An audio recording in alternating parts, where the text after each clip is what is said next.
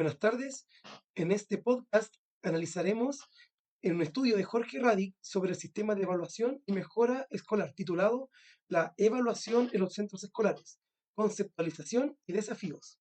Ya reflexionamos en la semana 2 sobre la política de responsabilización por desempeño, cuya hegemonía nace con las reformas educacionales de la dictadura cívico-militar en Chile, pero que aún se mantiene con fuerza.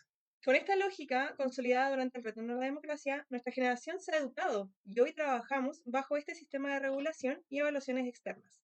Pero no solamente existen estos métodos de evaluación, y tampoco son los únicos válidos. Antes de adentrarnos en este estudio, quiero hacer el vínculo con una indicación que figura en la retroalimentación hecha por el profesor a mi trabajo en el desafío número 1, sobre un análisis preciso del estudio de Falabella, política de responsabilización por desempeño escolar. Aquí, un punto que debo mejorar fue la profundización en los argumentos de mi crítica a las exigencias externas y cómo coartan la gestión interna y la contextualización que hice de mi escuela.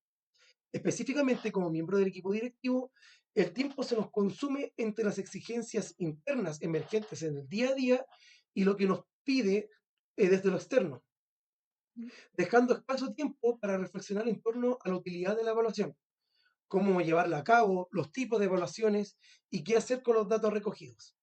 Radic, en su investigación, se centra en establecer la base teórica y conceptual para un modelo de evaluación que coloca a la escuela como un protagonista y se orienta hacia los procesos de mejora. Comienza con la revisión de fuentes sobre los conceptos de evaluación y propósito. Aquí surge, a partir de lo planteado por Ana Isabel Mora, cuatro etapas, donde se observan concepciones diferentes sobre lo que se espera de la evaluación. Estas etapas son medición, descriptiva, juicio y constructiva.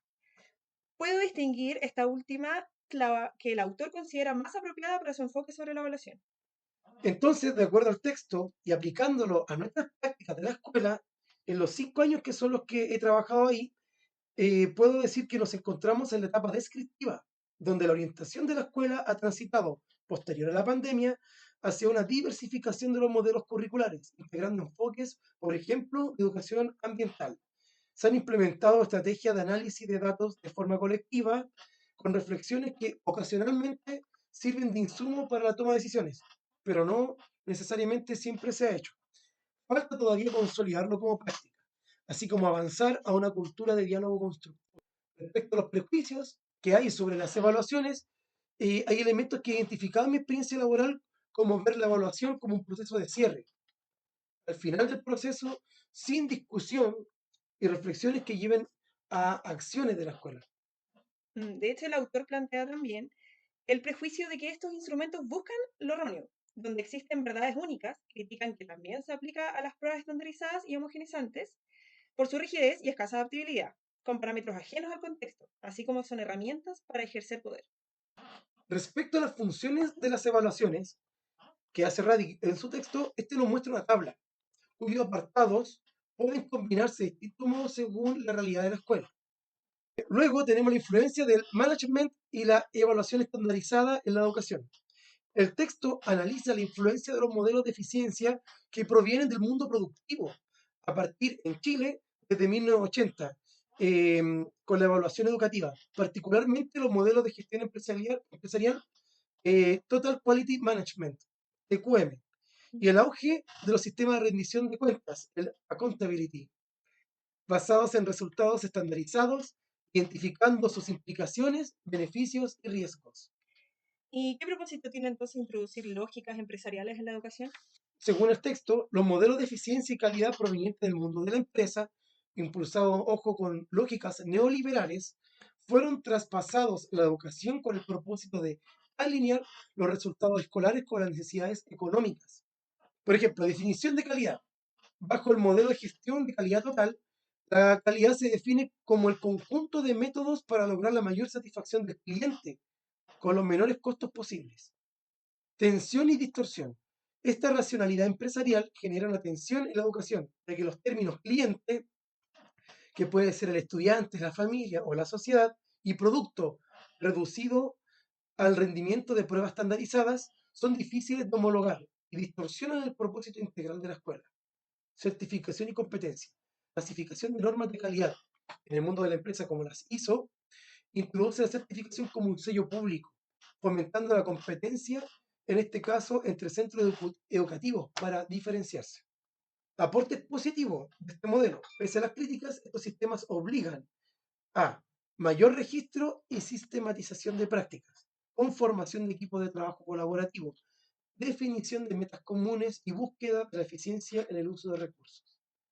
El riesgo principal de esto radica en la racionalidad neoliberal, que promueve la competencia y un reduccionismo que valora como principal resultado el incremento del rendimiento por test, lesionando objetivos esenciales de la escuela, como la cohesión social, la justicia y los valores democráticos.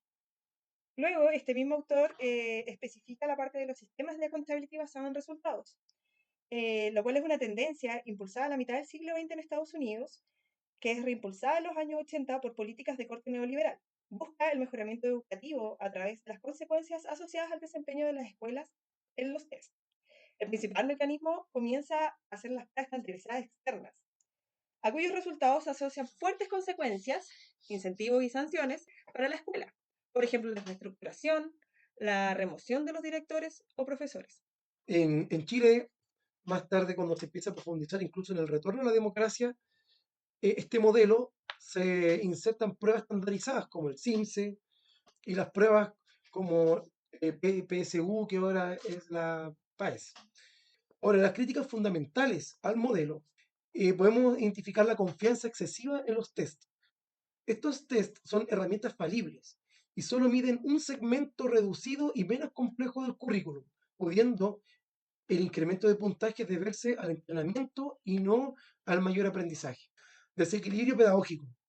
La alta presión modela la enseñanza, haciendo que los profesores se centren en la preparación de los tests, lo que tiende a prácticas memorísticas en detrimento del pensamiento profundo. Se limita la oferta curricular a las áreas evaluadas, lenguaje y matemáticas, excluyendo otras asignaturas como ciencias sociales, arte, llevando a la pérdida de significación del currículum para los estudiantes, lo que relaciona con la deserción escolar.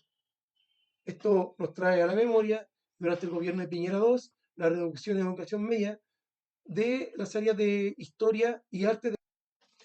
En conclusión, la accountability puede tomar otras modalidades basadas en regulaciones o normas profesionales. Es crucial que la evaluación no se centre en el instrumento disponible, en las pruebas estandarizadas, sino que el instrumento sea coherente con el propósito pedagógico.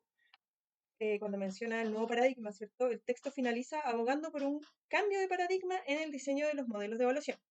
La clave es el balance entre las evaluaciones externas e internas, otorgando mayor participación y responsabilidad a los centros escolares en un proceso reflexivo y sistemático que se oriente efectivamente a la mejora de los aprendizajes integrales de sus estudiantes. De acuerdo a este cambio de paradigma, es la evaluación educativa, transitando del control externo a la responsabilización interna de los centros escolares. Se definen los atributos esenciales de un proceso de evaluación efectivo orientado a la mejora. Responsabilización institucional como eje central. Desconfianza y contradicción. El enfoque de control externo implica una desconfianza hacia la escuela y sus profesionales. El desafío entonces es construir una lógica positiva, donde la escuela asuma el rol protagónico en la definición, análisis e implementación de la mejora. Tercera ola y equilibrio. La tercera ola de la mejora, según Bolívar, busca un equilibrio entre la evaluación externa, que estimula la mejora, y la autonomía escolar, el motor del cambio interno, articulándolas con un diálogo que fomente la mejora en lugar de la defensiva. Por último, el autor menciona características fundamentales de la autoevaluación. Para que se aplique como un mecanismo de mejora, la autoevaluación debe cumplir con cuatro rasgos esenciales. En primer lugar, tiene que tener un carácter reflexivo. Es un ejercicio de toma de conciencia sobre las propias fortalezas y debilidades, donde la escuela asume la responsabilidad por sus resultados y busca comprender sus prácticas. En segundo lugar, tenemos el carácter colectivo, que requiere un amplio nivel de participación de los diversos actores de la escuela, especialmente de los docentes. En tercer lugar, habla sobre los procesos sistémicos, que debe ser comprendida como una práctica institucional periódica que afecta al centro en su conjunto y no como un evento aislado o episódico. Y en cuarto lugar, se enfoca la orientación a la mejora. No es una autoevaluación completa, sino deriva y nutre las fases siguientes del diseño e implementación de la mejora. Lo interesante que encontré en este análisis que tiene alta revisión de autores. Por ejemplo, según San Fabián y Granda, los atributos para la autoevaluación. Dice que tiene que ser transparente, sistémica, adaptada, dialéctica y foco en la acción, que implique toma de decisiones. Por último, críticas y desafíos de la autoevaluación. Pese a su valor, la autoevaluación enfrenta desafíos claves. Por ejemplo, la subjetividad, que es un riesgo de que la cercanía de los actores comprometa la confiabilidad.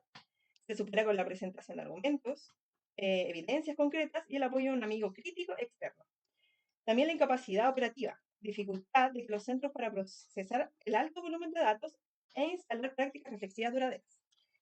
Finalmente, podemos decir que el texto de Radic releva la importancia de la evaluación, presenta a su vez los prejuicios, las críticas y las falencias, pero lo bueno que nos entrega una perspectiva de solución, donde busca moderar entre la importancia de la evaluación externa con la responsabilización interna y que las evaluaciones y cuyos análisis y datos impliquen decisiones que apunten hacia la mejora de la escuela. Muchas gracias por escucharnos.